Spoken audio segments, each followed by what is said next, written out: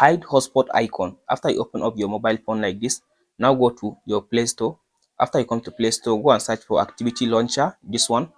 So here is the application. Now tap on it and install the application. After you finish installing the application, now open the application like this. Now it will load your mobile phone, allow it to finish loading. So after the application has finished loading, here is the interface of the application. Tap on this search and search for System UI. Type in System UI like this. After you type in System UI like this, now tap on this one. After you tap on this one, go to the status bar.